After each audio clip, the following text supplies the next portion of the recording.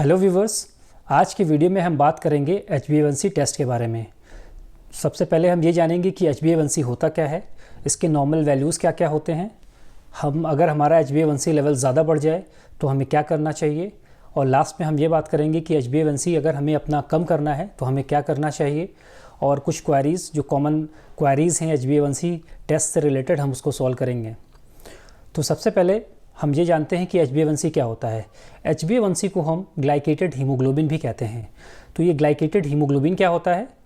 Basically जब हमारा जो RBC होता है उसके अंदर जो हीमोग्लोबिन होता है, अगर उसके साथ ग्लूकोज मॉलिक्यूल्स या शुगर मॉलिक्यूल्स अटैच हो जाएं तो उसको हम ग्लाइकेटेड हीमोग्लोबिन कहते हैं।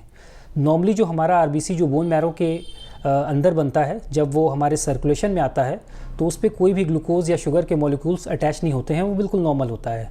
बट हमारी अनहेल्दी लाइफस्टाइल्स की वजह से, जंक फूड, प्रोसेस फूड खाने की वजह से, हमारी सेडेंट्री लाइफस्टाइल और ओबेसिटी, इन सब चीज़ों की वजह से जैसे जैसे हमारी लाइफस्टाइल पुअर क्वालिटी की हो जाती है तो हमारे जो ब्लड ग्लूकोज लेवल्स हैं वो बढ़ जाते हैं। So over a period of time, in months या ईयर्स में, ये जो ग्लूकोज लेवल्स जो हमारे ब्लड में बढ़े हुए हैं, ये ग्लूकोज या शुगर के मॉलिक्यूल्स हमारे हीमोग्लोबिन में जाके अटैच हो जाते हैं और ये ग्लाइकेटेड हीमोग्लोबिन ये कहलाता है। इस वजह से जब हम HbA1c टेस्ट में इसी ग्लाइकेटेड हीमोग्लोबिन को मेजर करते हैं। तो अब हम ये जानते हैं कि HbA1c लेवल और डायबिटीज़ का क्या रिलेशन है, और HbA1c लेवल और एस्टिमेटेड एवरेज ग्लूकोज का आपस में क्या रिलेशन है।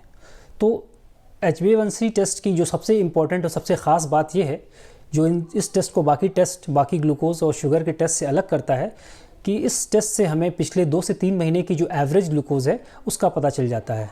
तो ये इस टेस्ट का सबसे बड़ा एडवांटेज है। वहीं जो दूसरे टेस्ट हैं, जैसे कि फास्टिंग ब्लड शुगर है या रैंडम ब्लड शुगर है, या इसके अलावा जो खाना खाने के 2 घंटे के बाद की जो ब्लड शुगर लेवल्स हम करते हैं, उससे हमें उस दिन के स्टेटस का, शुगर के स्टेटस का पता चलता है। बल्कि HbA1c से हमें पिछले 2 से 3 महीने की जो एवरेज ग्लूकोज है उसका पता चल जाता है। तो ये उन टेस्ट के मुकाबले ये सुपीरियर टेस्ट माना जाता है। और दूसरा बड़ा एडवांटेज HbA1c टेस्ट का ये है कि इसमें हमें किसी ख़ास रिक्वायरमेंट की या फास्टिंग की या खाना खाने के 2 घंटे बाद के टाइम की हमें रिक्वायरमेंट नहीं होती है। हम कभी भी अपना ब्लड सैंपल दे के HbA1c टेस्ट करा सकते हैं। वहीं दूसरी जगह जो ब्लड ग्लूकोज फास्टिंग की होती है उसमें हमें टाइम देखना पड़ता है कि 8 to 10 आवर्स या 12 आवर्स फास्टिंग करनी पड़ती है, और खाना खाने के बाद की वैल्यूज़ भी अगर हमें मेजर करना है तो हमें 2 घंटे कैलकुलेट करने पड़ते हैं। ये थोड़ा सा आम तौर पे पेशेंट्स के लिए थोड़ा सा मुश्किल होता है, बट HbA1c का ये कन्वीनियंस है। अब हम बात करते हैं HbA1c हमें कब कराना चाहिए।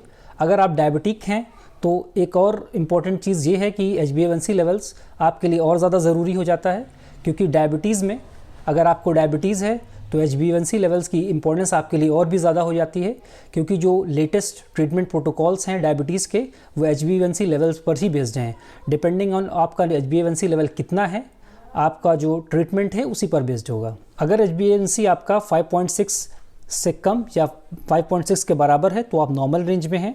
अगर आपका HbA1c लेवल्स 5.7 से 6.4 के बीच में है तो आप प्री डायबिटिक हैं, और अगर HbA1c लेवल आपका 6.5 या उससे ज़्यादा है तो आप डायबिटिक हैं। अगर आपका HbA1c लेवल ये प्री डायबिटिक रेंज में है, मतलब कि 5.7 से 6.4 के बीच में है, तो यहाँ पर आपको ख़ास तौर पर सावधानी बरतने की ज़रूरत है कि अगर आपने अपनी अनहेल्दी लाइफस्टाइल्स नहीं छोड़ी और एक्सरसाइजेस वगैरह या जंक फूड वगैरह को अगर आपने नहीं छोड़ा, तो आप सूनर और लेटर विद इन मंथ्स और ईयर आप डायबिटीज़ में लैंड अप कर सकते हैं। इस फिगर में, इस टारगेट लेवल्स में हम ये भी देख सकते हैं कि जितना कम हमारा HbA1c लेवल होगा उतना ही हम हेल्दी रेंज में होंगे, जो कि हम ग्रीन कलर से यहाँ पे देख सकते हैं। और जितना ज़्यादा हमारा HbA1c लेवल्स होगा, मोर देन 6.5, उतना ही हमें कॉम्प्लिकेशंस के चांसेस ज़्यादा हैं। एक बहुत ही कॉमन क्वेरी ये है कि HbA1c लेवल अगर हमारा मोर देन 6.5 है, या कुछ लोग कहते हैं कि हमारा HbA1c लेवल मोर देन 10 है, 11 है या 12 है, तो उससे हमें क्या फ़र्क पड़ सकता है, हमें क्या क्या कॉम्प्लिकेशंस हो सकती हैं। तो जो अमेरिकन हार्ट एसोसिएशन की और अमेरिकन डायबिटीज़ एसोसिएशन की जो नई गाइडलाइंस हैं, उसके अकॉर्डिंग जो लेटेस्ट रिसर्च और उनका कंसेंसस ये है कि जितने ज़्यादा आपकी HbA1c लेवल्स होंगी उतना ही ज़्यादा आपको कॉम्प्लिकेशंस होंगी, और जितने ज़्यादा हायर रेंज में आपकी HbA1c लेवल्स होंगी उतने ज़्यादा आपको cardiovascular events like stroke, paralysis जिसकी वजह से हो सकता है, और हार्ट अटैक के चांसेस ज़्यादा हैं। आपकी किडनी पे बहुत ज़्यादा इफ़ेक्ट हो सकता है, आपको डायबिटिक नेफ्रोपैथी वगैरह हो सकती है। इसके अलावा आपकी जो ब्लड वेसल्स हैं उनके अंदर प्लेक जमा हो सकता है, आपकी जो आर्टरीज़ हैं वो ब्लॉक हो सकती हैं, जिसकी वजह से आपको एमआई या जिसे हम मायोकार्डियल इन्फार्क्शन कहते हैं, ये इसके चांसेस बढ़ जाते हैं।